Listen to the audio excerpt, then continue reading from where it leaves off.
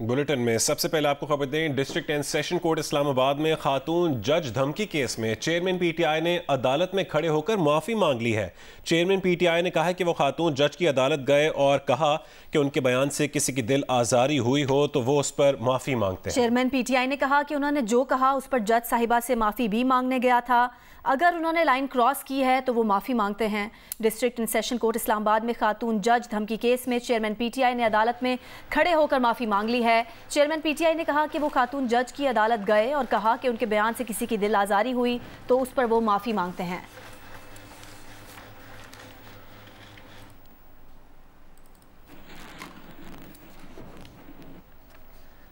फौजी अदालतों में सिविलियंस के ट्रायल के खिलाफ दरख्वास्तों पर सुप्रीम कोर्ट में समाअत जारी है। अटॉर्नी जनरल मंसूर उस्मान अवान ने दलाइल का आगाज़ करते हुए कहा कि तहरीरी जवाब पढ़ूंगा क्योंकि 9 मई वाक़यात की टाइमलाइन सामने रखना चाहता हूँ।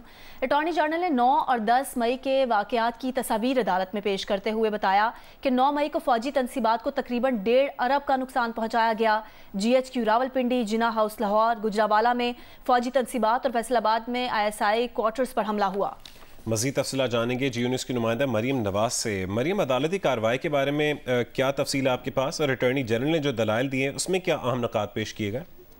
जी, सुप्रीम कोर्ट में सिविलियंस के फौजी अदालतों में ट्रायल के खिलाफ आज जब केस की समाअत शुरू हुई तो अटॉर्नी जनरल ने जो अपना तहरीरी जवाब अदालत में जमा कराया था उससे मुतालिक दलाइल का आगाज़ किया और उन्होंने बताया कि 9 और 10 मई को किस तरीके से मनसूबाबंदी के तहत जो है वो पूरे मुल्क में दिफाई और फौजी तनसीबात को जो है वो नुकसान पहुँचाया गया। अटॉर्नी जनरल ने यह बताया कि मजमूई तौर पर पूरे मुल्क में जो अमलाक को नुकसान पहुँचाया गया उससे 2 अरब का नुकसान जो है वो हुआ और जिसमें 1.5 अरब जो है वो तकरीबन फौजी अमलाक को नुकसान पहुंचाने से जो है वो टोटल नुकसान हुआ। इसके अलावा अटॉर्नी जनरल ने अदालत को यह भी बताया कि GHQ रावलपिंडी में जो है वो मुख्तलिफ जो अंदर जगह हैं आर्मी की उनको नुकसान पहुंचाया गया, जिसमें आर्मी हिस्ट्री म्यूजियम है, उसके अलावा ऑफिसर मेस है और दीगर जो रावलपिंडी जो आर्मी इंस्टीट्यूट ऑफ कार्डियोलॉजी है उसको भी नुकसान पहुंचाया गया। इसके अलावा अटॉर्नी जनरल ने अदालत को यह भी बताया कि गुजरावाला और फैसलाबाद समेत पंजाब के मुख्तलिफ इलाकों में और उसके अलावा यूपी के मुख्तलिफ इलाकों में जो है वो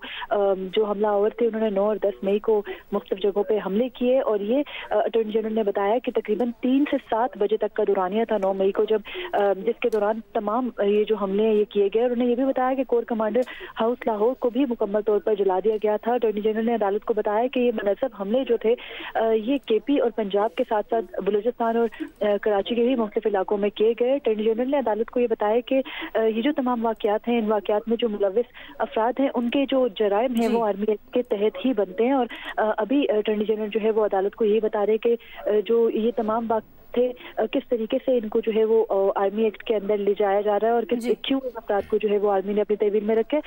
जजेस की जानिब से जो है वो यही अदालती कार्रवाई का अहवाल देने के लिए बहुत शुक्रिया मरियम।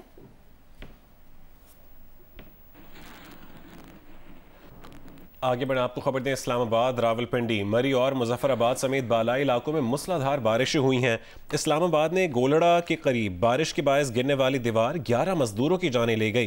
तामीराती मंसूबे पर काम करने वाले मजदूर 11 फुट ऊंची और 100 फुट तवील दीवार के साथ खेमों में रह रहे थे। मरने वालों की उम्र 19 से 36 साल के दरमियान है। थाना खन्ना में भी दीवार गिरने का वाकया पेश आया। 11 साल की बच्ची जाँ बहक हो गई। रावलपिंडी में 190 मिलीमीटर से ज़ायद बारिश रिकॉर्ड की गई। नाला लई की सतह खतरनाक हद तक बुलंद होने पर सायरन बजा दिए गए। कटारियां और गवाल मंडी से शहरियों को इनखला की हिदायत दी गई। इस्लामाबाद इलेक्ट्रिक सप्लाई कंपनी के 40 से ज़ायद फीडर्स पर ट्रिपिंग और फॉल्ट रिपोर्ट हुए हैं और बिजली की फराहमी मुतासिर हुई है।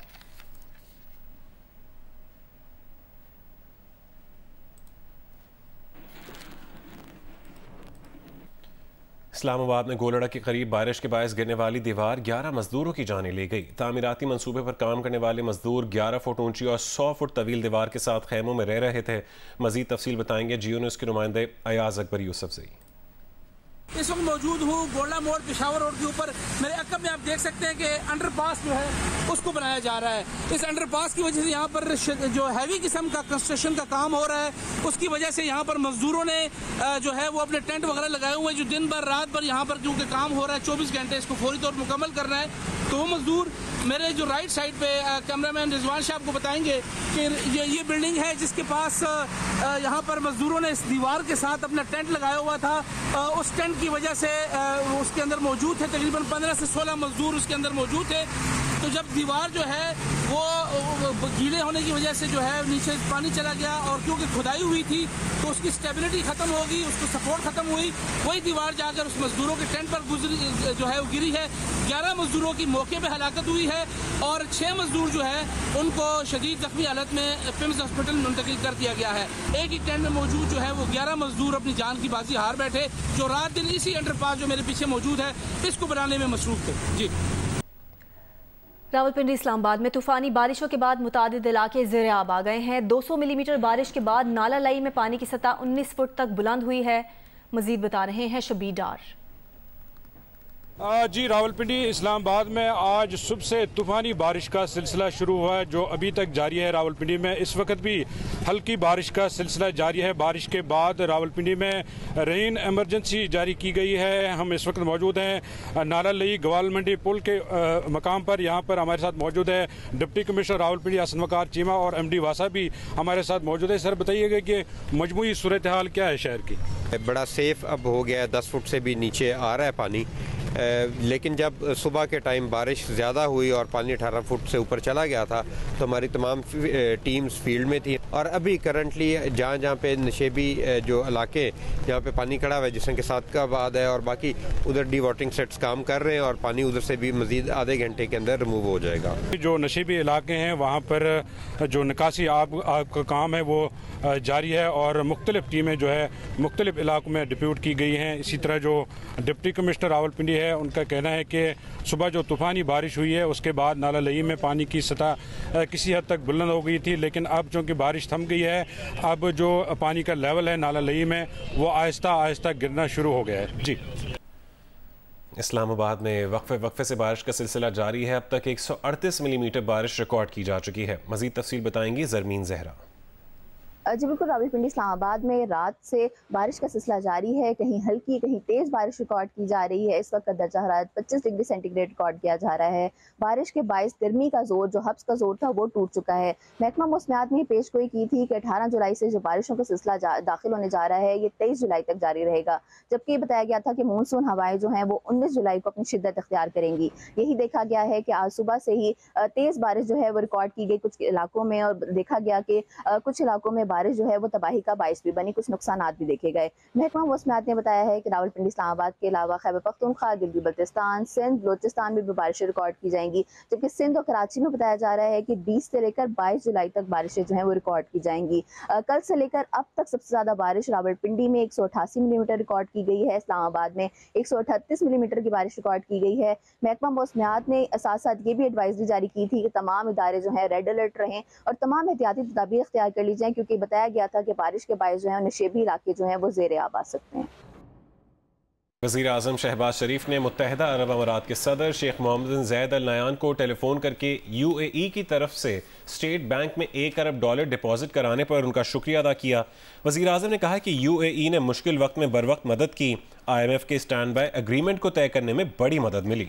सदर UAE ने कहा कि ब्रादर पाकिस्तान की मदद करना हमारे मुल्क की जिम्मेदारी थी। वज़ीर आज़म ने कहा कि स्पेशल इन्वेस्टमेंट फैसिलिटेशन काउंसिल की तश्कील से गैर मुल्की सरमाकारी को हर कदम पर सहूलत फराहम करेंगे। वज़ीर आज़म ने UAE के सदर को पाकिस्तान के दौरे की दावत दी, जो उन्होंने कबूल कर ली।